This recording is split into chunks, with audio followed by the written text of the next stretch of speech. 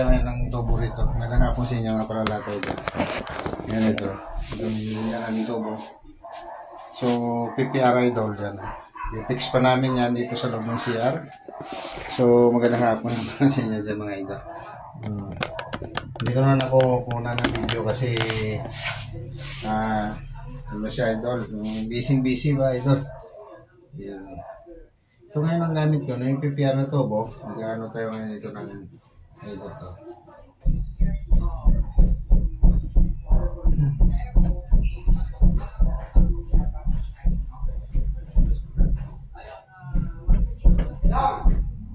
Pop! Nasaan doon yung tubo na pupunta sa kanila? Hindi nasa may loob, dulo? Dulo. Hindi dito sa pinaka-orap. Hindi yung una. Hindi. Yung pangalawa. Ayun yung tatanggalin. Sige, sige.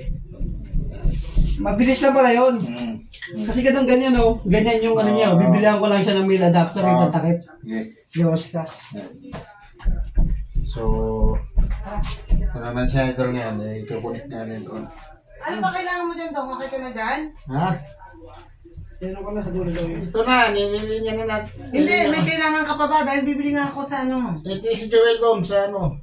Wala ka na kailangan dyan. Sama mo ako, hakas ako sa'yo. Diyan ka na bumili. Yung ano doon, yung sa baba, yung tatagalin metro, baka kailangan niya ng ano, plug. Tapos simento, 1 kilo. Ako na! Isang pa kami. Ito na. Ito ko bumili yung ano, yung dalawang. Ito. Yan, ito na, okay. Ito, parang sa'yo. Papayat ako sa'yo. Ito siya. Diba yung ganyan na binili mo? Kaya daw, gusto ko. Ayun o. Yung may raskasan. Sige. Ayun. Ito? Ayun o yan. Anong tawag yan, Dong? Thread. Elbow may thread. Elbow yung thread, oh. Ang bibili mo ngayon, yung pantakip dyan. Oo nga. Yan na. Tapos sabi mo may nga. Oo. Tapos ano? Ito 1 kilo.